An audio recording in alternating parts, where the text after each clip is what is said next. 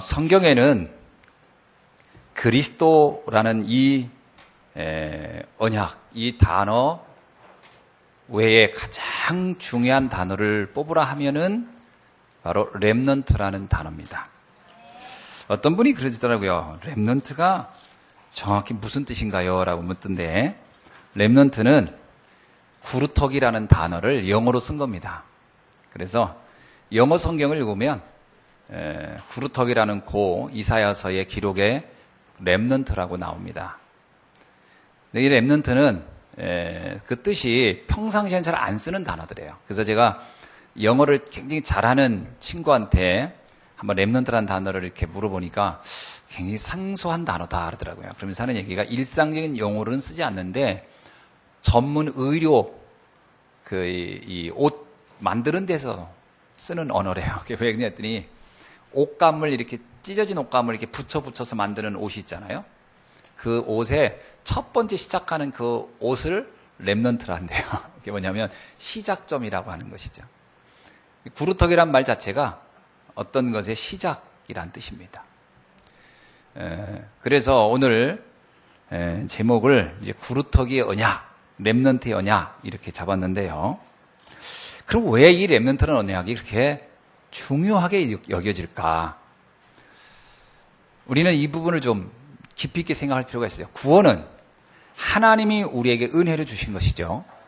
그래서 우리가 은혜로 구원을 받아요. 믿음을 갖고. 근데 이 구원을 받은 우리의 이 구원의 역사가 전도자들을 통해서 전달되는 것이 하나님의 구원 사역이에요.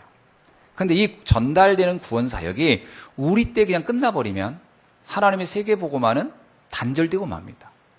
이 언약이 시대를 거쳐 세월을 걸쳐 계속 전달되어서 전 세계 모든 민족이 주께 돌아올 때까지 복음이 증거되어 되려면 이 언약을 이어갈 바톤이 필요해요. 그게 바로 렘넌트입니다. 그러니까 구원 사역에는 이 렘넌트가 없이는 불가능하죠. 우리가 생각할 때 노아, 그것도 렘넌트예요. 시작점. 그리고 우리가 아는 아브람, 그 아브람 자체가 렘넌트입니다, 사실은. 그 언약의 시작점들이죠. 모세도 마찬가지고 이렇게 볼 때 그 사람이 없으면 하나님의 구원 사역은 이어지지가 않잖아요. 그러면 오늘 이 시대에 우리 어린 아이들만 렘넌트가 아니라 이 복음을 가지고 시작하는 여러분 모두가 렘넌트인 줄로 믿습니다. 그런 언약을 딱 잡으셔야 돼요. 그래서 나는 좀 나이 많은 렘넌트, 또 나이 어린 렘넌트 이렇게 보면 돼요. 우리 자신이 시작점이니까요. 그래서 아브라함이 그래서 너 복의 근원이 되리라. 그 자체 근원이란 말 자체가 시작점이란 얘기잖아요. 그런 의미로 말하면 이 렘넌트라는 언약은 굉장히 중요한 의미가 있습니다. 자, 그러는 중에 렘넌트라는 단어를 갖고 있는 그 렘넌트의 중요성을 이해할 수 있는 또 하나가 이스라엘의 역사를 보면 쉽게 납득이 돼요. 자, 이스라엘 역사를 한번 살펴보면요. 이스라엘은 오랜 역사 속에서 7번의 큰 재난을 당했는데 이 7번의 재난이 보통 큰 재난이 아니에요. 우리도 뭐 옛날에 당나라, 원나라, 그리고 또 일본 이렇게 이제 많이 어려움을 당했지만 나라 자체가 없어진 적은 없어요, 사실은. 자, 그리고 우리 민족도 되게 끈질긴 민족이에요. 굉장히 강한 민족이거든요. 인원이 이렇게 많지도 않죠. 중국이 우리나라 쳐돌아가지고 그 다음에 중국은 다 무너졌어요. 당나라가 우리나라 왔다 그 다음에 무너졌고 원나라 우리나라 왔다가 그 다음에 다 무너졌어요. 이 우리나라하고 싸우다가 모든 에너지를 다 소진해서 나라가 망해버렸어요. 그만큼 우리나라는 굉장히 강한 나라예요. 그러니까 이게 중국이 그래서 조선 우리를 옛날부터 굉장히 이렇게 좀 부담스러워하는 그런 만큼 우리가 강한 민족이잖아요. 자, 그렇게 우리도 여러분 많은 환란을 당했지만 그래도 이렇게 5,000년 역사를 이어올 수 있었던 건 대단한 겁니다. 거기에는 우리 민족의 어떤 정신을 계속 이어가는 후대들이 계속 나왔기 때문에 그래요. 오늘날 우리 민족의 가장 큰 위기는 뭔지 아세요? 자식을 안 낳는 거예요. 큰일이 왔습니다. 어떤 학자가 말하기를 2070년쯤 되면 나라가 없을 수도 있다. 사람이 없으면 없어지는 거죠. 그래서 보통은 3명에서 5명을 낳아야 돼요. 그래야 나라가 유지되는 거예요. 그래서 우리가 애국 중에 애국이 지금은 많이 낳는 겁니다. 아멘? 이게 실감이 안 나죠? 이게 심각해요. 나중에 진짜 심각합니다. 유럽이 지금 문제가 보통 아니에요. 유럽이 지금 이 아이들을 안 낳아가지고 유럽은 곧 무너질 것이다. 근데 그게 현실화되고 있습니다. 앞으로 우리나라 국방 누가 지킬 건데요? 없는데? 그 할 수 없이 외국인들이 들어와야 돼요. 그러면 이 공장 돌릴 사람 없는데요? 할아버지들이 가서 합니까? 고령화되는데? 외국인들이 와야 돼. 그러면 이제 그게 이제 언어 다르지, 문화 다르지. 그게 대한민국이 아니죠. 땅만 대한민국이지. 다 다른 민족일 텐데. 그런 의미로 볼 때요. 세계복음 하려면 자녀가 있어야 됩니다. 아멘. 지금부터 딱 언약을 하나 잡으세요. 3명 이상은 낳겠다. 이상하게 왜 아멘을 안 하네. 아멘 해야 돼요. 이거 정말 보통 문제 아니에요. 제가 요즘 무슨 생각이냐면 아이 낳기 운동 본부장이라도 해야 되겠다 싶은 생각이 들 만큼 심각해요. 이 나라. 우리나라 심각해. 많이 낳아야 돼요. 물론 뭐 아이 키우는 게 어렵겠죠. 어려운데 옛날에 우리 부모님들은 지금보다 훨씬 어려울 때도 우리 부모 7명씩 낳았어요. 저. 근데 뭐 그런 차원뿐만 아니라 앞으로 이 민족을 생각하면 많이 낳아야 됩니다. 많이 낳으셔야 돼요. 그 대신 잘 키워서 멋진 시대의 리더자로 세워내야 할 줄을 믿습니다. 그런 언약을 잡아야 돼요. 자, 이스라엘 역사를 한번 봅시다. 이스라엘 보면요, 7번의 엄청난 재난. 뭐 아까 우리나라도 이런 재난도 있었지만 우리나라가 겪은 고난은 그 비교할 수가 없어요. 예를 들면 이스라엘 사람들이 애굽으로 끌려갔습니다. 가서 노예가 됐어요. 430년간 노예가 되어 있었어요. 그때 그들이 모세를 중심으로 나옵니다. 나오는데 그들을 부르는 지칭이 뭐였냐? 히브리인이란 말을 그때 쓴 겁니다. 저 히브리인들. 근데 히브리인이란 말 자체가 어떤 뜻인 줄 아시죠? 당나귀 발바닥에 붙은 때라는 뜻이에요. 원래 어원이. 그게 무슨 얘기냐면 너희들은 당나귀 발바닥에 붙은 때만도 못한 사람이야. 이렇게 모욕 중에 가장 최고의 모욕을 받았던 민족. 그렇게 어려움을 겪었고 그렇게 모욕적이었던 이스라엘. 그런데 그 이스라엘이 없어지지 않았던 이유가 뭘까요? 거기 나오잖아요. 출애굽기 1장을 보세요. 그들이 많이 나. 계속 나. 산파가 와가지고 아이를 받으려고 할 때 이미 나와 있어. 감당이 안 됐어요. 그래서 이스라엘 민족이 살아나는 거예요. 그 핍박 중에도 난 거예요. 그 환란 중에도 난. 생산본부장 해야 된다니까. 자, 두 번째는 뭐가 있었냐? 블레셋이 침공했을 때요. 여러분 블레셋이 알죠? 그 블레셋이 이스라엘 쳤는데 사사시대부터 다윗왕까지 끊임없이 공격해왔는데 이스라엘 사람들이 농사지면 다 뺏어가는 거예요. 그럴 수밖에 없는 게 블레셋은 철기 문화를 가지고 있었고 이스라엘은 청동기 문화예요. 무기에서 딸려 전쟁을 해봐야 맨날 지는 거예요.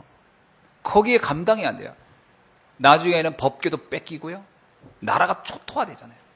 심지어는 이제 블레셋이 이제 이스라엘을 다 점령해버리겠다. 그리고 나타난 게 다윗왕 때 골리앗을 앞세우고 나타난 겁니다. 이제 본격 최종적인 마지막 전쟁. 근데 그걸 누가 막았죠? 렘넌트 다윗이 막은 거예요. 굉장한 겁니다. 그 어린 다윗이 가서 막아버린 거예요. 그 렘넌트 잘 키워야 돼요. 시대 위기는 언약 속에 자란 아이들이 막을 겁니다. 또 아수르가 침공해왔어요. BC 722년 완전히 망해버렸잖아요. 나라가 망했다니까요. 얼마 있다 바벨론이 쳐들어왔어요. 남유다가 멸망했어요. 70년간 포로로 끌려갔어요. 나라가 없어진 겁니다. 그리고 나서 이들이 다시 해방이 된 것 같았는데 해방이 아니었어요. 페르시아가 이들을 또 점령했어요. 페르시아 점령 200년. 우리는 36년도 기가 막히다고 하는데 이스라엘은요 200년간 페르시아 지배를 받았어요. 그러다 페르시아가 망해요. 누구한테? 그 유명한 알렉산더한테. 마게도냐가 쳐돌아가지고 페르시아를 몰아냅니다. 그리고 나서 알렉산더가 이스라엘을 또 점령하는데 그번에는 어떻게 해요? 나라를 3등분 시켜버려가지고 300년간 또 지배해요. 이스라엘은요 정말 처참한 나라요. 그러다가 누가 이제 저도요 나타납니까?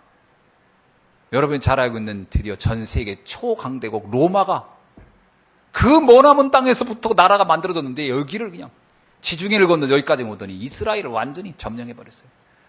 엄청나게 먼 거리입니다. 로마에서 이스라엘까지.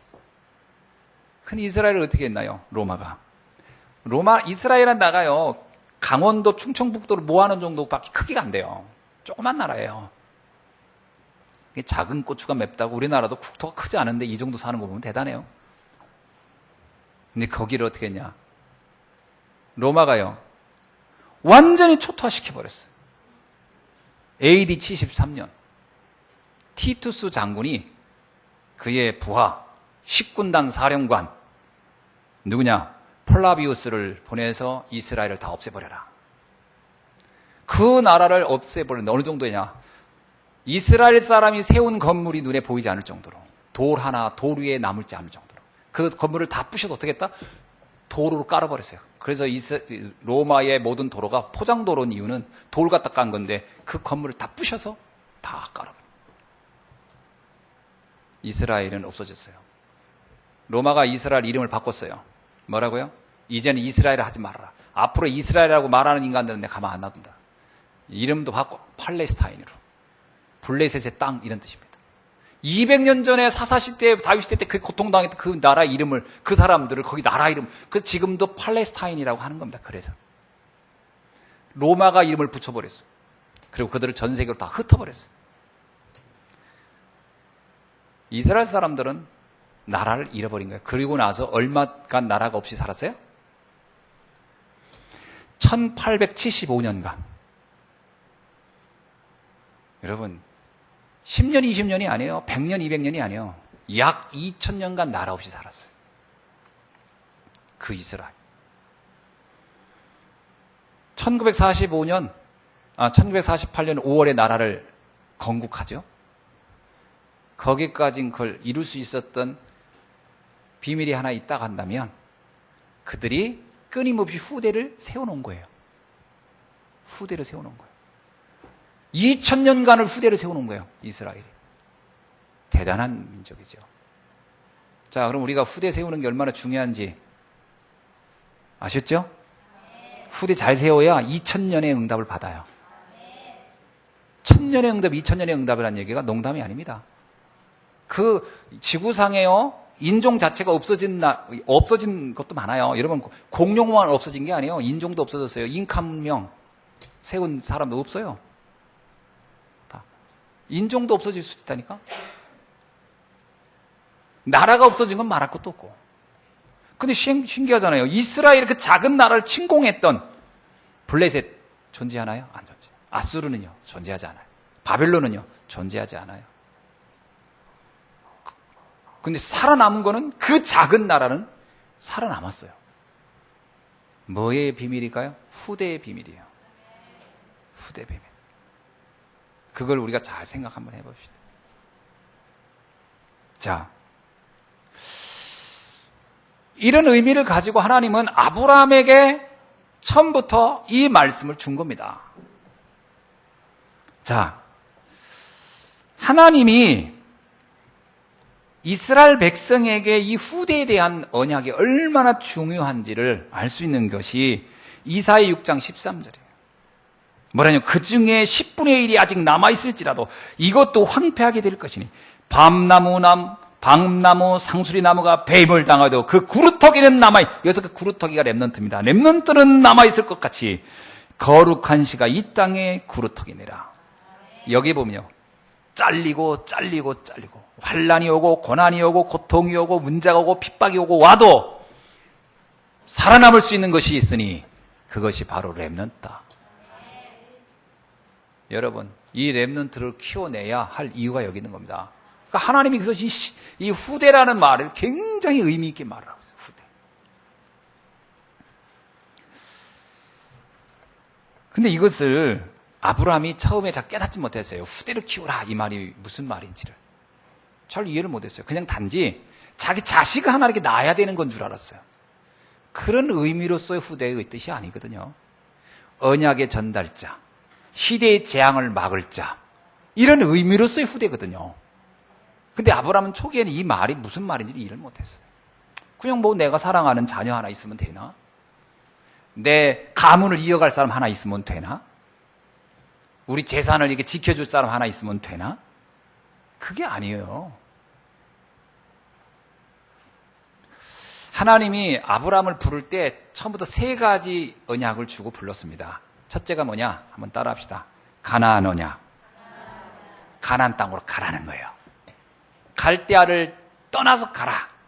바벨탑에 문화가 있던 갈대아를 떠나서 가나안으로 가라 이거예요. 왜 가나안으로 가라고 하는 겁니까? 그 땅을 가라면서 뭐냐? 그 땅은 젖과 꿀이 흐르는 땅 아니에요. 사실은 젖과 꿀이 흐르지 않더라고 가보니까 진짜 안 좋은 땅이에요.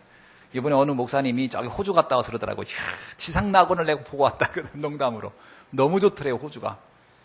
자기는 맨날 북한 사역한다고 중국 다니고 그러다 보니까 거기는 가면 그런가 보니 했더니 호주 갔더니 너무 좋더라는 거예요. 그래서 호주가 너무 좋다고 막 그런 거예요. 그래서 내가 그럼 호주로 갈 건가 그랬더니 아니지, 가면 안 돼. 그래서 왜 했더니 요나 생각이 나서 니느웨를 가라고 했는데 다시스로 갔다가 고래 뱃속에 들어갔는데 괜히 호주 간다고 태평양에 빠지거든. 난 그냥 북쪽으로 갈래 그러더라고요. 그래야 되겠죠. 근데 이분 얘기가 뭐냐면 그렇게 좋더래요. 땅이 기가 막히더래. 근데 이스라엘은 어떠냐? 진짜 제가 가보니까요, 나무를 못 보겠더라고. 풀도 다 잔풀밖에 없고, 그리고 땅이 빨가요. 그래서 블레셋이란 말도 맞는가 봐. 땅이 빨가. 붉은색인데 황토도 아니고 돌, 자갈. 진짜 사람이 이런 데서 살 수 있을까? 그런 곳이에요. 근데 그곳으로 가나안에 가라는 거예요. 그 땅으로. 왜 그랬을까요? 그건 영적인 비밀 때문에 그런 겁니다. 보여지는 풍요를 따라가라는 말이 아니고 세계의 재앙을 막을 메시아가 올 땅으로 가라 이 말이거든요. 그래서요, 이 메시아라고 하는 단어 속에는요, 우리가 눈에 보이는 풍요 이런 것들이 전제된 것은 사실 또 아니에요. 그거 보고 왔던 롯은 보세요. 소돔과 고모라 갔다가 그냥 다 망했잖아요. 진짜 언약은. 그래서 예수님도 올 때요, 마른 풀 같다고 그랬잖아요. 그 이스라엘 땅이나 예수님이 올 때 모습이나 어쩌면 되게 비슷해. 마른 풀 같다. 그게 비밀이에요. 여러분, 우리가 예수님을 믿는다, 언약을 딱 잡는다 그러면 사람들이 뭐냐면, 아이고, 그래가지고 뭐 돈을 그냥 오냐, 뭐가 나. 그게 몰라서 하는 소리지. 보여지는 것만 와가지고는 뭐 신앙생활 한다고 뭐 되겠냐? 아닙니다. 그 안에는 시대의 재앙을 막는 어마어마한 비밀이 있는 거거든요. 아브라함이 처음에 이 언약 딱 줬어요, 하나님이. 정말 이거는 다른 사람이 모르는 거다.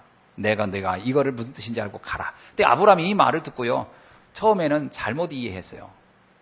그래가지고 갈대아를 떠나서 가나안을 가는데 거리가 엄청나요. 갈대아는 이라크 땅이고 이스라엘은 여러분 아시잖아요. 지중해 옆에고 여기서 가려니까 얼마나 먼 거리예요.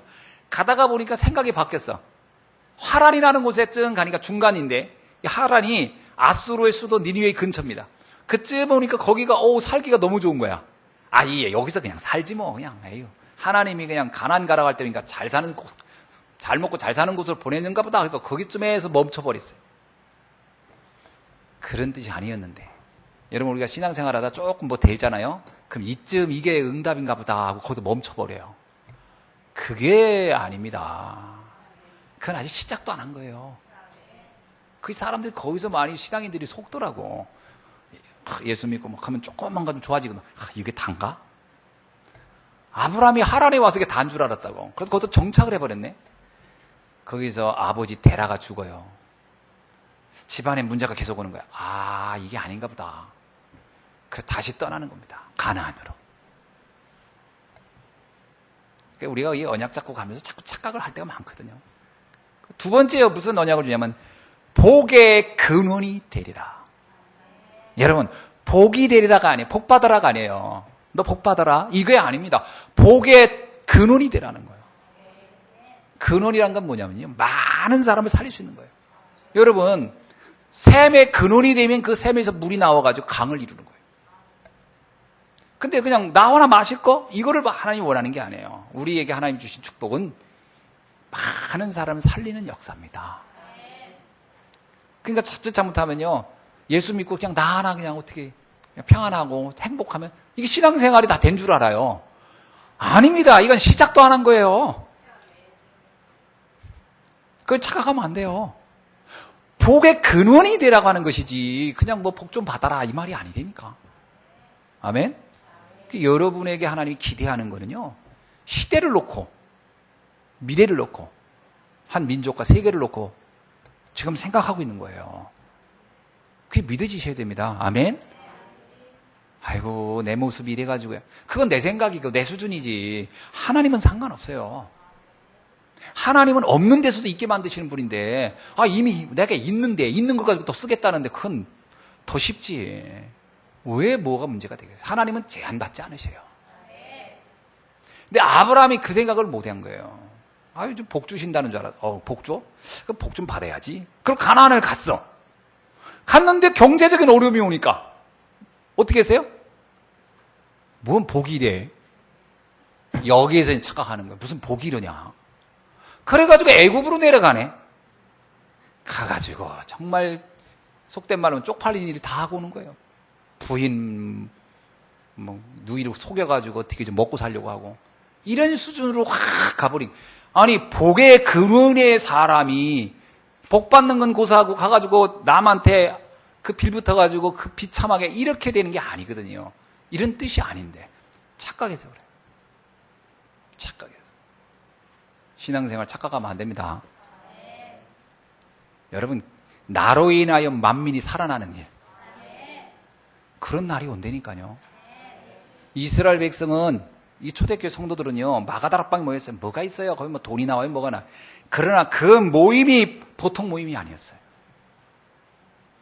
그들이 로마의 그 카타콤베 그 지하 동굴에서 모여서 무덤에서 예배드리는데 그 모임이 보통 모임이 아니었어요.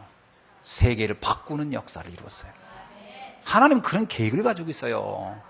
여러분을 통해서 우리 가문을 바꾸고 지역을 바꾸고 우리 후대를 바꾸고 민족과 세계를 바꾸는 계획을 가지고 나를 불렀다니까요. 그 말이 맞긴 한 것 같은데 날까? 라고 생각하십니까? 내가 맞아요. 왜 내가 맞느냐? 이 인구 60억, 70억 되는 인구 중에 복음을 아는 사람을 뽑으라면 정말 극소수예요. 솔직히 여러분 생각해보세요. 교회를 그냥 덜렁덜렁 왔다 갔다 하는 사람은 많을지 몰라도 복음을 아는 사람은 극소수예요. 그러면 그 극소수에게 하나님이 기대하는 거예요. 전 세계 복음화를 놓고 극소수를 불렀던 그 사람이 그거에 책임을 준 거예요. 그럼 여러분 보세요. 전 세계가 하나님의 복음 사역의 그 법입니다. 그런데 복음을 아는 사람은 극소수예요. 그럼 우리한테 그거를 맡겼다는 얘기인데 그 범위가 얼마나 크겠어요? 60억 인구 중에 한 50억이 복음을 알았다 그러면 할 일이 많지 않겠지. 그러나 이 지구 엄청난 넓은 땅에 복음하는 사람이 극소수면 하나님이 나에게 기대하는 범위가 얼마 되게 되겠어요? 이건 수학적으로 이해해도 답이 나오는 거예요. 잊지 않으시길 주의 이름으로 축원합니다. 진짜 잊어버려야 안 돼요.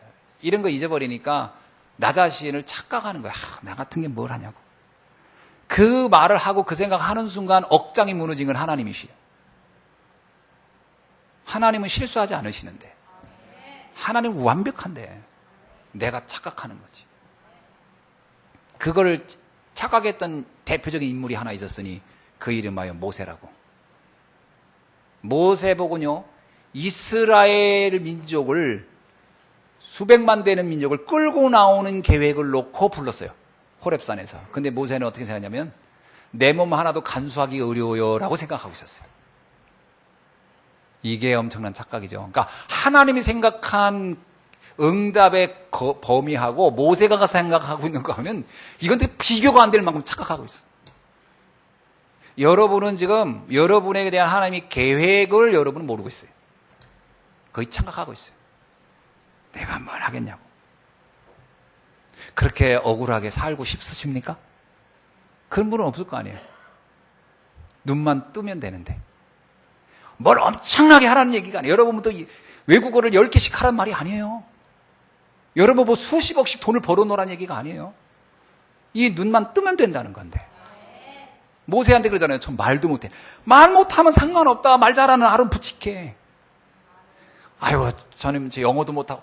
상관없어. 영어 잘하는 사람 하나 붙여줄게. 그럴 텐데. 뭐가 문제가 되냐고요, 뭐가. 그래서 여러분 기도할 때 그랬어요. 모세 같은 응답 받게 하옵소서. 부족한 건 하나님 다 채워주면 돼요. 그러나 그 사람들이 할 수 없는 게 딱 하나 있어요. 복음은 못 전해요. 내 말에 수발은 되어줄 수 있으나 복음은 못 전하잖아. 그럼 내가 전하면 돼요. 제가 막 필리핀 가서 어디 가서 막 복음 전하면서 중국 가서 전 중국말 한마디도 못해요. 영어 한마디도 못하고 따갈로 한마디도 못해요. 그래도 하면 거기에 통역해 줄 사람 다 붙어서 해주더라고요.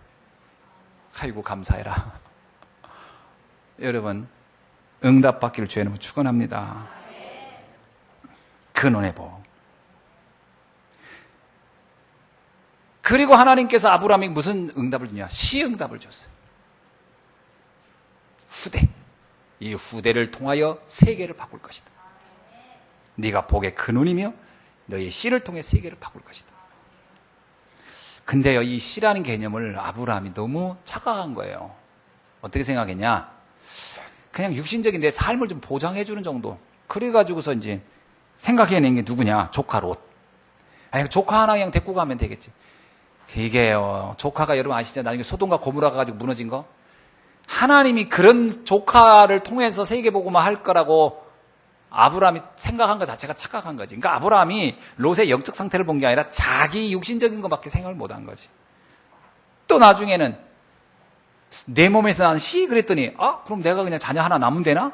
그러니까 이방 여자, 그 애굽에서 온 여자, 그 여자가 하가를 통해서 아이 하나 덕후덕 내가 그 이스마엘. 그럼 이 아이를 통해 이스마엘과 여러분 아시잖아요. 이스마엘은 모슬렘의 시작 아닙니까? 언약 전혀 없는 사람들이에요. 하나님은 그들을 통해서 세계의 역사를 이루려는 계획이 없었어요. 이걸 아브라함만 착각하고 있는 거지. 아브라함이 생각한 건 뭐냐면 정말 언약의 자녀로 키우기를 원했어요. 그게 누구냐? 이삭이에요. 이삭. 그래서 하나님은 아브라함은 자녀에 대해서 별 생각 없어 있어요. 사실은 왜냐면 자기 그냥 이스마엘 통해서 해도 되고 나중에는 심지어 이런 얘기도 합니다. 얼마나 이 아브라함이 웃기는 사람이냐면 그냥 제 하인 중에 엘리에셀이라고 한 사람 하나 있는데 아주 사람이 괜찮아요. 진실하고 묵직하고. 그냥 엘리에셀을 통해서 그냥 우리 가문 문제를 그냥 다 그 사람한테 맡기면 안 될까요? 이런 수준이 있다니까 아브라함이. 이게 씨의 개념을 이해를 못한 거예요. 우리가 자칫 잘못하면요. 우리 그 조부모님들도 우리 집안에 손녀, 손자가 나와서 인간적으로 이뻐하는 것만 생각가지고는 안 되고 하나님이 우리에게 이 언약의 씨를 준 데는 이유가 있겠구나. 생각을 확 바꾸셔야 돼요.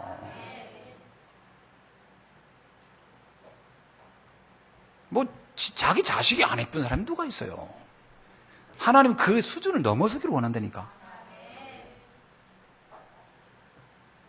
이 아브라함이 그 생각이 미처 못 열었었죠. 그러니까 아브라함이 하는 일이 잘 안 되는 거예요. 그거를 깨닫고 나니까 비로소 아브라함의 역사에 새로운 장이 쫙 펼쳐집니다. 여러분, 오늘 본문은 어떤 얘기인지 아세요? 아브라함이 그렇게 생각지도 않았던 자녀를 100세에 줬어. 얼마나 이쁘겠어요. 글쎄요, 우리 100세의 아이를 안 얻어봐서 잘 모르시나 모르겠는데 하여튼 이쁘겠죠? 100세에 내가 자녀를 얻었어. 그럼 얼마나 이쁘겠습니까? 이뻐요. 근데 이 하나님이 뭐냐면 그 자녀를 죽이라는 거예요. 이야, 진짜 이런 경우가 어디 있어요. 이걸 오해하는 사람이 많아요. 이 본문을. 그래서 어떤 사람이 그러더라고. 하나님은 잔인하다고. 그런 뜻이 전혀 아닙니다. 본문을 이해를 잘 하셔야 되거든요. 이게 무슨 뜻이냐면요. 이 본문은 아브라함에게 이걸 생각하는 거예요. 너에게 준 이 자녀는 단순히 육신의 자녀가 아니라는 것을 깨닫게 해주려는 거예요. 이 자녀는 이 시대의 미래 재앙을 막을 1000년의 2000년의 역사에 올 재앙을 막을 사람으로 내가 세운 것이지 네가 단순히 육신적으로 이쁜 내 새끼 그런 개념이 아니라는 것을 깨닫도록 하기 위한 사건이에요. 그래서 하나님이 아주 극단의 교육을 시킨 거예요. 네가 이 자녀를 정말 네 자녀가 아니라고 선언할 수 있니? 그 자녀를 나한테 내가 하라는 대로 할 수 있겠니? 이런 질문이 있거든요.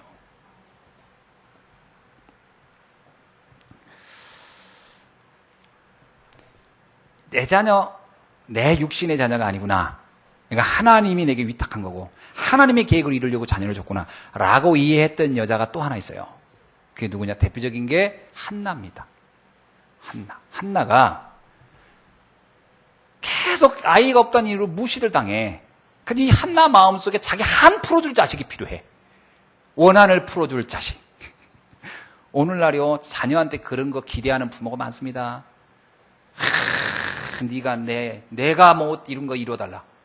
전부 다 자기 욕심을 대표해가지고 뭔가 해줄 사람. 그러니까 막 공부해야 돼. 막 출세해야 돼. 왜? 내가 못 이룬 것 좀 이루라는 거지. 하나님이 그런 자녀를 우리에게 원하는 게 아니거든요. 근데 이 한나가 처음에 그렇게 생각한 거야. 자기가 아이 없다는 이유로 계속 무시당하니까 하나님 자녀 주세요. 그래서 이 무시들 좀 안 당하게, 이 모욕 좀 안 당하게, 이 사람들한테 이 조롱 안 당하게 나에게 자녀 주세요. 그리고 막 기도를 해요. 그러니까 하나님이 꿈쩍도 안 해요. 왜냐면 네 조롱 당하는 거 하나 해결해 주게 뭐게 중요한 일이겠냐. 지금 전 세계는 복음서 죽어가고 있는데, 전 세계는 재앙 앞에 지금 다 죽어가는데 지금 그것 맡기도 바쁜데 내가 내 하나의 그 조롱거리 하나 해결하는 게 그렇게 심각한 문제겠니? 한나가 기도하는데 응답이 안 오니까 어느 날 깨달았어요. 아하, 내가 기도를 잘못했구나. 갑자기 그 시대를 가만히 보니까 그 시대에 지도자도 없지요. 그 시대에 막 영적 문제로 온 나라가 다 무너지고 있죠. 그때 한나 생각이 싹 바뀐 겁니다. 하나님, 내가 필요한 건 내 자녀가 아닙니다. 이 시대의 재앙을 막을 렘넌트가 필요합니다. 하나님, 나에게 그 렘넌트를 주실 수 있으면 주시옵소서. 저는 제 자녀로 생각지 않겠습니다. 저는 하나님의 뜻을 이루는 자녀로 키우겠습니다. 하나님이요, 그 기도를 듣는 순간 얼마나 감격했는지. 그래, 내가 바랐던 게 바로 그 기도다. 바로 준 응답이 누구예요? 사무엘이에요. 사무엘이 있는 동안에 이스라엘의 전쟁이 끝쳤더라요. 한 시대의 전쟁을 막을 지도자가 필요했던 것이죠. 한나 개인의 상처나 해결해 줄 자녀가 필요한 게 아니고, 우리가 우리 자녀를 놓고 좀 그렇게 눈을 확 떠야 돼요. 여러분 자녀가 여러분의 개인적인 어떤 상처나 아픔이나 한 풀어주는 자녀이기를 바랍니까? 그럼 자녀도 놓치고 나도 실망해요. 하나님의 뜻을 이룰 자녀로 여러분 눈을 열어서 그런 자녀로 그런 시대를 향해서 키우기를 주의 이름으로 축원합니다. 이게 렘넌트 언약이죠. 그러면 지금 내 욕심 가지고 이러냐 저러냐 하지 말고 하나님이 이 자녀에게 바라는 게 뭘까?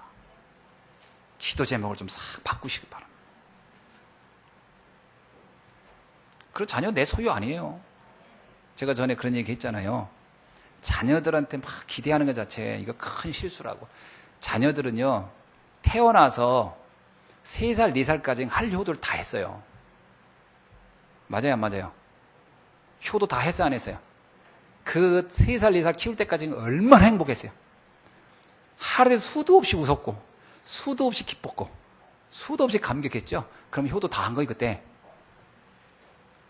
이제 더 이상 바라지 마세요. 욕심이에요, 욕심. 그 애들은 해줄 거 다 해줬어. 이제 하나님이 원하는 아이로 방향을 선해야 돼요. 아멘? 그래야 그 아이가 살아나요. 그래야 그 아이가 축복받아요. 자꾸 나라는 생각에 우리에 가둬놓으면 나도 안 되고 서로 상처받는 거예요. 서로. 기대는 많지. 하나님은 그에 대한 디자인은 달리 해놨는데 내가 자꾸 내 욕심 가지고 붙잡고 있지. 더 안 되는 거예요. 그 어린 아이들이 뭐 있다고. 제가 우리 아이들 만나서 얘기해보면 애들이 그 어린 것들이 뭐 있어요. 근데 상처 있대. 상처가 있다는 거예요, 상처. 이제 세상 산지 이게 시작도 안 하는, 서론도 시작 안 하는 친구들이 상처가 있다는 얘기 할 때 보면요. 그게 다 그래서 상처받은 거예요, 그게.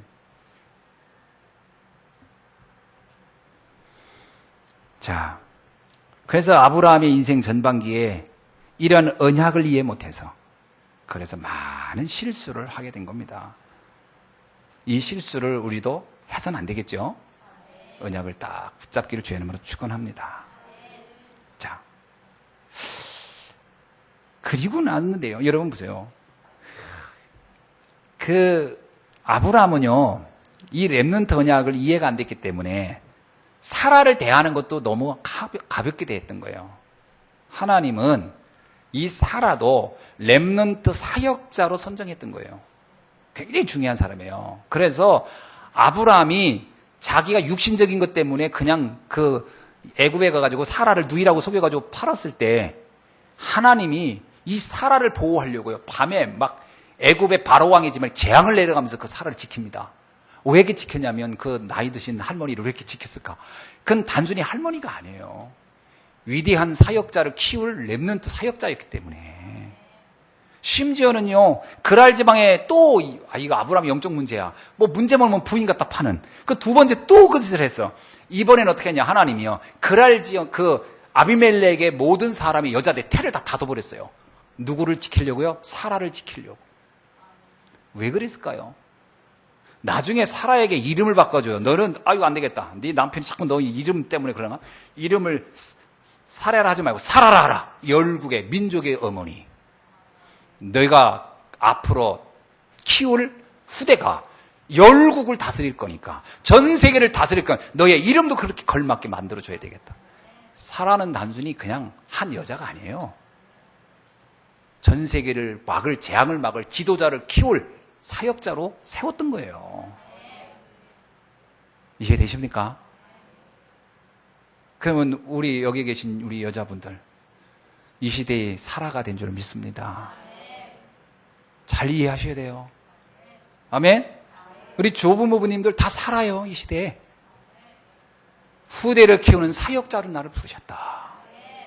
그래서 하나님은 나에게 건강을 주시는 거예요. 나를 지키시고 나를 인도하시고 보호하시기까지. 왜 내가 가는 길만 하나님이 함께 하셨을까? 그 사명이 남아있기 때문에. 그 사명을 감당하라고. 할렐루야. 여러분, 사명의 사람은 늙지 않고 죽지 않는다는 말을 이해하십니까? 사명을 놓치면 사나만한 거예요. 그래, 나에겐 후대를 살릴 사명이 있구나. 할렐루야. 제가 우리 가이오 모임에 가면 우리 어르신들하고 같이 이렇게 기도하고 그러잖아요. 참 얼마나 귀한지 몰라요. 우리 가이오 모임 이렇게 할 때면서 느낀 게 뭐냐면, 우리 장로님이나 권사님, 연세도 많으신 분, 우리 집사님 이렇게 하는데 하나님이 그 후대를 보면서 키우라고, 그들을 위해서 기도하며 그들을 키우라고 하나님이 보내주셨구나. 마지막 생에 가장 가치 있는 일을 하고 1000년에 2000년의 응답을 받으라고 하나님이 보내주셨구나. 얼마나 귀합니까? 그거 딱 발견하는 날 우리는 살해할 이유가 있는 건데요. 보통 사람들은 나이 드시고 그러면 아이고 내가 왜 사나, 아이고 여기 아프고 저기 아파요. 그냥 하나님 빨리 날 데려가세요. 아닙니다. 하나님이 우리에게 사명을 주신 거예요. 그것을 이룬 여러분 되길 주의 이름으로 축원합니다. 자, 이 렘넌트의 축복을 깨닫고 났을 때 아브라함이 가는 길마다 하나님이 축복을 합니다. 이 후대를 통해서 준 최고의 약속의 말씀이 뭐냐? 한번 보세요. 22장 17절로 18절입니다. 물론 여러 가지 앞에 더 많은 축복을 얘기하지만 이런 얘기를 합니다. 뭐라고 얘기하죠? 내가 너로 큰 복을 주고 네 씨가 크게 번성하여 하늘의 별과 같고 땅의 모래와 같이 하리니 네 씨가 그 대적의 성문을 차지하리라. 아멘. 여기서요, 그 대적의 성문이 뭐냐? 대적은 흑암이 지배한 세계의 문을 뒤바꿔 놓을 것이다. 이 땅의 모든 재앙을 다 몰아내게 할 것이다. 누가요? 너가 세운 그 후대가. 여러분의 자녀들을 통해서, 오늘 교회에 있는 우리 렘넌트를 통하여 이 시대의 흑암을 몰아내고 대적의 문을 차지하는 역사가 일어날 줄로 믿습니다. 그러면서 18절에 말하는 또 내 씨로 말미암아 천하 만민이 복을 받으리니 이는 네가 나의 말을 준행하였음이니라. 여기에 계속 나오는 게요, 씨여 씨. 17절에 네 씨가 크게 번성하여 네 씨가 그 대적을 성문을 차지하고 네 씨로 말미암아 천하 만민이 복을, 다시 렘넌트를 의미하는 겁니다. 지금 우리 여름 성경학교 1차 시작을 했어요, 어제. 근데 절묘하게도 하나님이 메시지가 다 그 렘넌트 운동, 렘넌트 언약에 관한 말씀을 이렇게 주시는 것 같아서 저 자신이 준비하면서 굉장히 감사했어요. 아, 하나님 감사하군요. 또 우리 교회에 또 이 아이들이 또 많아요. 하나님이 또 이 시대에 축복을 놓고 이렇게 말씀을 또 주시는구나. 참 기쁘고 감사한 일이죠. 여러분, 이러한 언약을 이루기 위하여 하나님은 아브라함과 이삭에게 중요한 전환점이 될 사건을 오늘 모리아산에서 준 겁니다. 참 이게요, 어찌 보면 이게 무슨 일인가, 아니 눈에 넣어도 아프지 않을 이 자녀를 죽이라니, 이렇게 오해하기 쉽지만 그런 뜻이 아니에요. 자녀를 죽이라는 말이 그런 뜻이 아닙니다. 사실은요, 아브라함이 이전에 아브라함의 쭉 인생을 놓고 보면요, 이 씨 개념이 이해가 안 돼가지고 자꾸 자기 육신적인 나의 자녀라는 개념이 있어요. 이것을 완전히 정리하고 하나님의 자녀로 바치는, 하나님의 자녀로 키우겠다고 하는 인생의 대전환점을 확인하는 시간이에요. 이때 비로소 모리아산에서 여러분 보세요. 이스마엘을 떠나보낼 때, 이스마엘은 아브라함의 자기 시잖아요. 엄마만 저기 하갈이라는 여자를 통해 낳았지. 이 이스마엘을 떠내보낼 때 뭐라고 얘기하냐면요, 21장 11절에 보니까 아브라함이 그의 아들로 말미암아 그의 일이 매우 근심되니라. 내 아들 이스마엘을 보내라 그랬더니 매우 근심되었어요. 그런데 22장에서 내 아들 독자, 참 이 하나님이요, 아브라함에게 이삭을 바치란 말 할 때도요, 이 말 한마디 한마디에 아주 그냥 꼭꼭 씹어서 말하는 게 나와요. 22장 2절 한번 볼게요. 자, 여호와께서 이르시되 내 아들, 누구를 말해요? 이삭을 말하죠. 그 다음에 두 번째요, 내 사랑하는 독자. 아이고, 그래요, 사랑하죠. 제가 얼마나 사랑하나요? 그 이삭을 데리고 모리아산으로 가라. 그러면서 뭐라고요? 그를 번제로 드려라. 이 말을 들었을 때 여러분, 전에 이스마엘을 내보내라 할 때는 심히 근심하였다라 나와요. 21장 11절에. 그러면 이 하나님이 이렇게 얘기했으면 이때는 아브라함이 어떻게 해야 돼요? 인간적으로 생각하면 매우 심히 근심하였더라 해야 되죠. 근데 그런 말이 없어요. 아브라함이 그땐 결론 낸 거예요. 그래, 나에게 준 씨 하나님의 뜻을 위한 거였구나. 나를 위한 자녀가 아니었구나. 이렇게 결론을 딱 나버린 거예요. 그러니까 보세요. 3절, 아브라함이 아침에 일찍 일어나. 이야, 여러분 같으면 아침에 일찍 일어나겠어요? 하루라도 더 연장시키려고. 아이고 허리 아파라. 오늘은 안 되겠어요. 하나님, 제가 아무래도 허리가 아파서 오늘은 쉬어야 되겠어요. 그 다음날 오늘은 설사 때문에 하여튼 100가지는 넘게 이유를 대면서 늦추려고 했겠죠. 그것도 안 되면 나중에 이제 소나무 뿌리 하나 뽑을 겸 하고서 기도하는 겁니다. 하나님, 이럴 수는 없습니다. 이럴 수는 없습니다. 주실 때는 언제고 가져간다 할 때는 언제입니까? 이러면서 사람 마음이 이래도 됩니까? 하면서 하나님, 그렇게 할지도 몰라요. 근데 아브라함은 전혀 거기에 문제를 제기하지 않아요.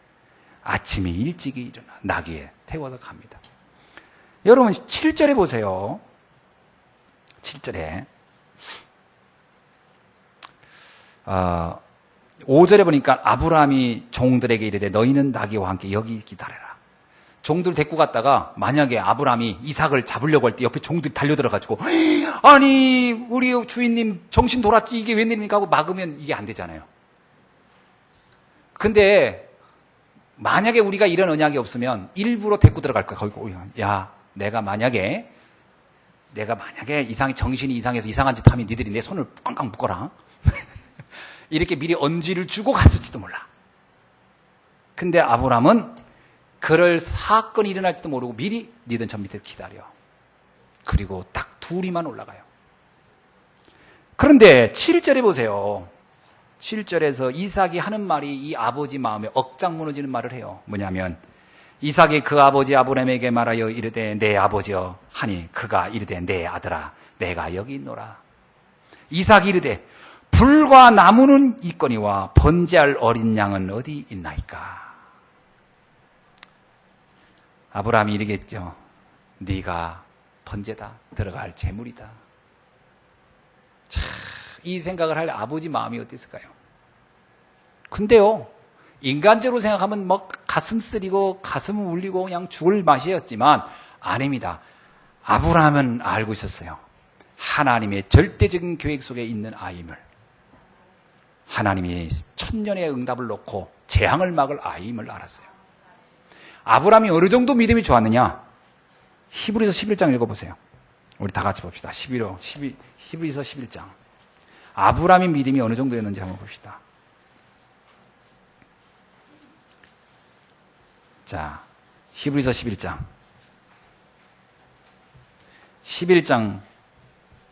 19절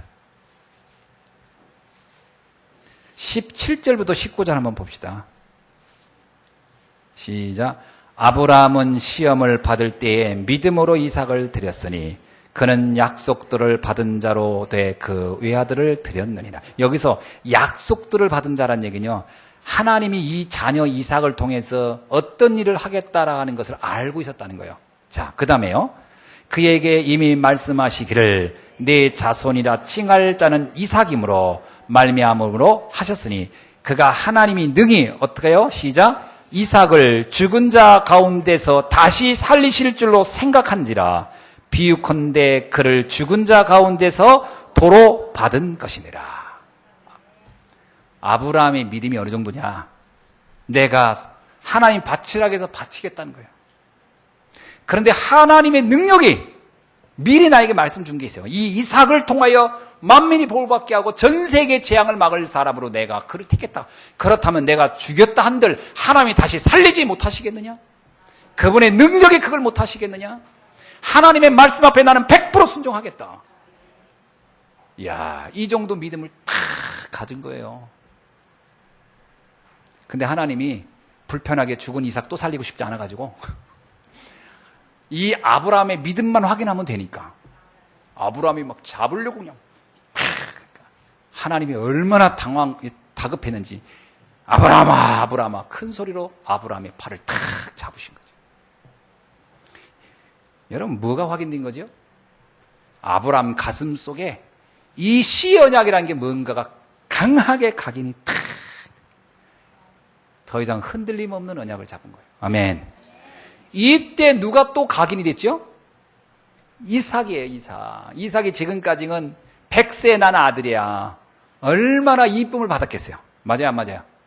얼마나 사랑스럽겠어요. 불면 날아갈까, 쥐면 터질까, 눈에 넣으면 아플까. 이렇게 오냐 키웠을 거 아닙니까? 근데 이삭이 그런 아버지 밑에서 계속 자랐다. 세계복음화 언약을 이룰 수 있을까요? 그냥 마마보이 돼가지고 아무것도 못했을 거예요. 하나님이 아브라함에게도 이걸 각인시키지만 이삭에게도 각인시킬 필요가 있는 거예요. 육신의 아버지, 그래 중요하고 소중하지만 진짜 너의 생명을 이끄시고 너의 인생을 책임지는 분은 나 여호와 하나님이시니라. 요걸 확인시켜주고 싶어요. 그래서요, 여기 보니까 이삭의 눈을 가린 것도 아니야. 눈이 다 뜨고 아버지 다 쳐다보고 있는데 칼을 들어서 자기를 죽이려고. 그때 이삭 속으로 무슨 생각이 있을까? 세상에 믿을 사람이 없구나. 세상에 믿을 인간이 없구나. 그러면서 그런데 갑자기 하나님이 손을 딱 잡으시더니 저기에 순양이 있다. 그래가지고 자기 대신 양을 잡아서 번제를 드릴 때 이삭의 마음속에 뭐가 딱 생각해요. 그래, 하나님만 믿어야 되겠구나. 또 하나, 저 어린 양, 나를 대신해 죽어주는 저 양, 그게 바로 그리스도, 하나님이 미리 앞으로 오실 그 메시아를 말하는 거구나. 복음에 대한 언약이 가슴에 깊이 꽉 박혀. 하나님이요, 일석이조의 효과를 봤어.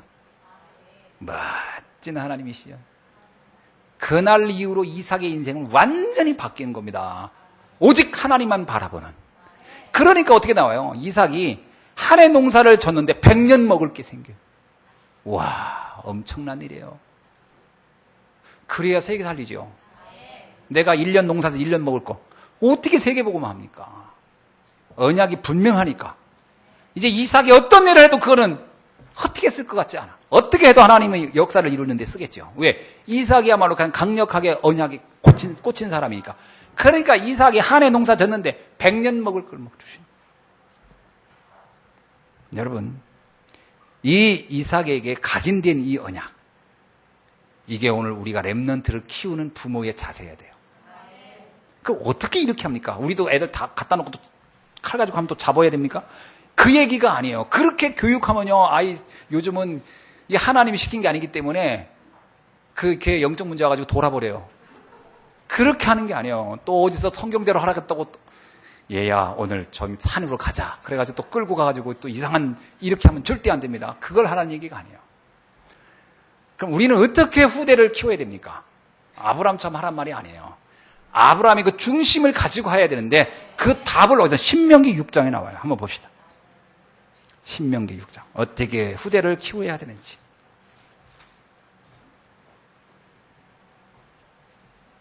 신명기 6장 4절로 9절을 한번 봅시다.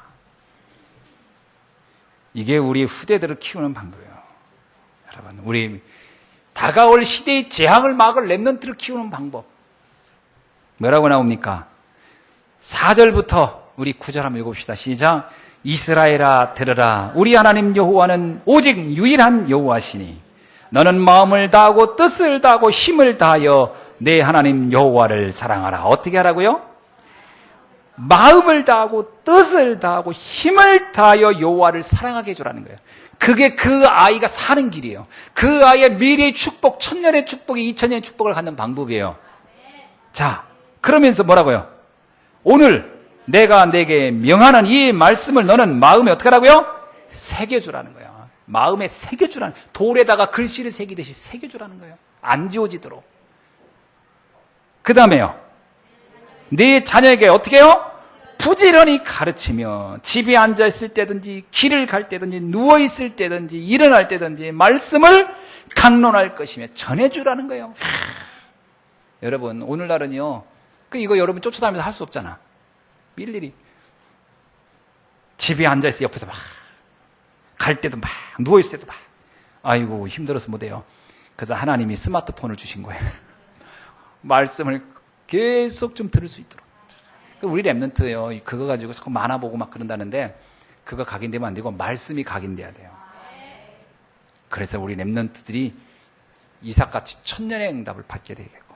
자, 그래서 너는 또 그것을 네 손목에 매어 기호로 삼을 것이며 내 미간에 붙여 표로 삼고 또 내 집 문설주와 바깥문에 기록할지니라. 저는 이거를 어떻게 해석해야 될까? 여러분 가정에 미션홈이 되길 바랍니다. 미션홈이 돼서 집안에서 항시 말씀이 끊이지 않고 나올 수 있도록 하나님의 말씀에 언약의 말씀, 강단의 말씀에 본부의 말씀이 계속 들려지도록 그거 해야 돼. 그래야 그 아이가 어떻게 된다고요? 시대의 재앙을 막고 미래의 축복을 만들어내고 그 자녀에게 준 축복이 6장 11절이에요. 제가 요즘 들어서 가장 많이 묵상하고 있는 이 본문이 요 6장 11절입니다. 신명기 6장 11절. 뭐라고요? 제가 요즘 여러 번 말씀드렸죠? 읽어봅시다. 시작. 내가 채우지 아니한 아름다운 물건이 가득한 집을 얻게 하시며 내가 파지한 우물을 차지하게 하시며 내가 심지 아니한 포도원과 감람나무를 차지하게 하사 내게 배불리 먹게 하실 때. 아멘. 이삭이 한 해 농사 짓고 100년 먹을 게 생긴 게 바로 이 비밀입니다. 그런데 이 비밀은 앞에서 말한 이 신명기 6장 4절로 9절의 언약이 확실하다면 그것이 분명하다면 하나님은 그 자녀에게 이런 축복을 부어주실 겁니다. 놀랍죠? 여러분 우리 후대들이 이래야 전 세계 흑암 경제를 막고 빛의 경제로 세계 문화를 바꿀 수 있을 거 아닙니까? 내가 수고해서 겨우 먹는다. 그거 가지고는 세계 재앙 못 막아요. 그러면 그 아이를 어떻게 키우냐? 막 영어를 막 가르쳐주고 뭐 수학 공식을 많이 가르쳐줘서 이런 시대 이걸 하냐? 아닙니다. 가장 먼저 이게 각인돼야 돼요. 하나님의 말씀이 확 내가 하나님의 자녀다. 내 렘넌트다. 하나님이 나를 이 시대의 재앙을 막을 사람은 나를 부르셨다. 이게 가슴에 각인돼야 돼요. 각인되도록 해야 될 일이 우리의 사명입니다. 자, 이제 우리의 작은 헌신이 우리 후대들을 한 시대 최고의 응답자로 세우게 될 것입니다. 이것을 위해서 우리가요, 진짜 렘넌트를 위해서 여러분이 마음을 담으셔야 돼요. 이번에 우리 여름 성리학회 하는데 여름 성리학회 한다고 다 이렇게 광고가 나오고 하면 서로 막 헌금이 막 나와야 됩니다. 그게 당연한 거 아닙니까? 후대를 위한 거니까요. RUTC를 한다. 그건 후대를 위한 그 훈련상 센터 세우는 거. 그러면 막 마음을 담아서 뭐에서 비껴서는 못할 망정 내 마음을 가지고 전략해서라도 막 헌금 이런 응답이 막 일어나야 돼요. 그게 천년의 응답을 앞당기는 비밀입니다. 그리고 우리 교사들도요. 우리 내게 맡겨준 아이들 하나하나 너무 귀하고 그 아이들 기도하고 그러면서 그 아이들에서 어떻게 하면 이 언약에 각인되게 할까? 가정에서도 마찬가지예요. 우리의 모든 자녀들을 이 시대의 재앙을 몰아내고 천년의 응답을 받을 후대로 키워내기를 주의 이름으로 축원합니다. 이걸 놓고 주님이 우리를 부르셨어요. 아멘. 자, 옆 사람 손 인사합시다. 렘넌트 언약의 주인공이 됩시다. 렘넌트에게 최고의 축복이 되도록 돕시다.